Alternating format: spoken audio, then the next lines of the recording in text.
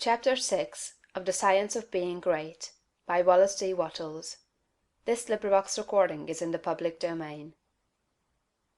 The Social Point of View. Without faith, it is impossible to please God, and without faith, it is impossible for you to become great. The distinguishing characteristics of all really great men and women is an unwavering faith. We see this in Lincoln during the dark days of the war. We see it in Washington at Valley Forge. We see it in Livingstone, the crippled missionary, threading the mazes of the dark continent, his soul aflame with the determination to let in the light upon the accursed slave trade which his soul abhorred. We see it in Luther and in Francis Willard, in every man and woman who has attained a place on the muster roll of the great ones of the world. Faith, not a faith in oneself or in one's own powers, but faith in principle, in the something great which upholds right, and which may be relied upon to give us the victory in due time. Without this faith, it is not possible for any one to rise to real greatness. The man who has no faith in principle will always be a small man. Whether you have this faith or not depends upon your point of view. You must learn to see the world as being produced by evolution, as a something that is evolving and becoming, not as a finished work. Millions of years ago, God worked with very low and crude forms of life, low and crude, yet each perfect after its kind. Higher and more complex organisms, animal and vegetable, appeared through the successive ages. The earth passed through stage after stage in its unfolding, each stage perfect in itself, and to be succeeded by a higher one. What I wish you to note is that the so-called lower organisms are as perfect after their kind as the higher ones; that the world in the Eocene period was perfect for that period. It was perfect, but God's work was not finished. This is true of the world today. Physically, socially, and industrially, it is all good, and it is all perfect. It is not complete anywhere or in any part, but so far as the handiwork of God has gone, it is perfect. This must be your point of view, that the world and all it contains is perfect, though not completed. All's right with the world. That is the great fact. There is nothing wrong with anything. There is nothing wrong with anybody. All the facts of life you must contemplate from this standpoint. There is nothing wrong with nature. Nature is a great advancing presence working beneficently for the happiness of all. All things in nature are good. She has no evil. She is not completed, for creation is still unfinished, but she is going on to give to man even more bountifully than she has given to him in the past. Nature is a partial expression of God, and God is love. She is perfect, but not complete. So it is of human society and government.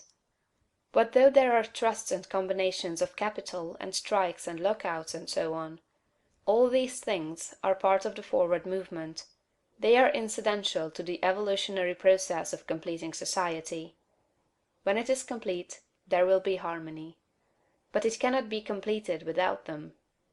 J.P. Morgan is as necessary to the coming social order as the strange animals of the age of reptiles were to the life of the succeeding period, and just as these animals were perfect after their kind, so Morgan is perfect after his kind.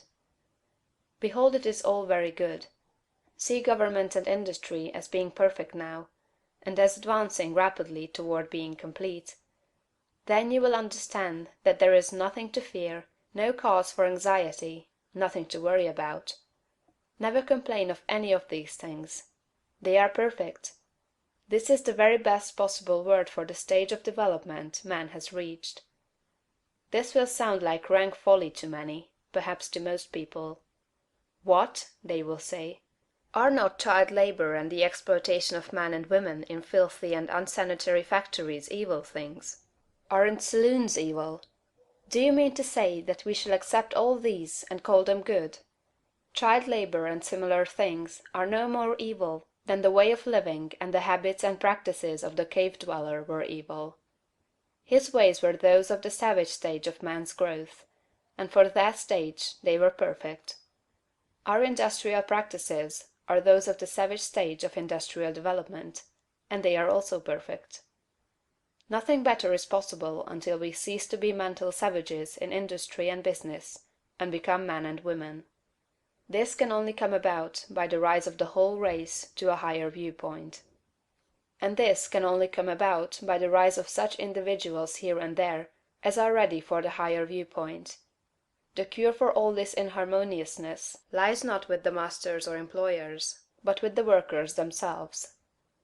Whenever they reach a higher viewpoint, whenever they shall desire to do so, they can establish complete brotherhood and harmony in industry. They have the numbers and the power. They are getting now what they desire. Whenever they desire more in the way of a higher, purer, more harmonious life, they will receive more. True, they want more now, but they only want more of the things that make for animal enjoyment, and so industry remains in the savage, brutal, animal stage. When the workers begin to rise to the mental plane of living, and ask for more of the things that make for the life of the mind and soul, industry will at once be raised above the plane of savagery and brutality. But it is perfect now upon its plane. Behold! In fact, it is all very good. So it is true of saloons and dens of vice. If the majority of the people desire these things, it is right and necessary that they should have them. When the majority desires a world without such discords, they will create such a world. So long as men and women are on the plane of bestial thought, so long the social order will be in part disorder, and will show bestial manifestations. The people make society what it is, and as the people rise above the bestial thought, society will rise above the beastly in its manifestations. But a society which thinks in a bestial way must have saloons and dives. It is perfect after its kind, as the world was in the Eocene period, and very good. All this does not prevent you from working for better things. You can work to complete an unfinished society, instead of to renovate a decaying one. And you can work with a better heart and a more hopeful spirit. It will make an immense difference with your faith and spirit whether you look upon civilization as a good thing that is becoming better, or as a bad and evil thing that is decaying. One viewpoint gives you an advancing and expanding mind, and the other gives you a descending and decreasing mind. One viewpoint will make you grow greater, and the other will inevitably cause you to grow smaller. One will enable you to work for the eternal things, to do large works in a great way toward the completing of all that is incomplete and inharmonious; and the other will make you a mere patchwork reformer, working almost without hope to save a few lost souls from what you will grow to consider a lost and doomed world. So you see it makes a vast difference to you, this matter of the social viewpoint. All's right with the world. Nothing can possibly be wrong but my personal attitude, and I will make that right. I will see the facts of nature and all the events, circumstances, and conditions of society, politics, government, and industry from the highest viewpoint. It is all perfect, though incomplete. It is all the handiwork of God. Behold, it is all very good. End of chapter 6.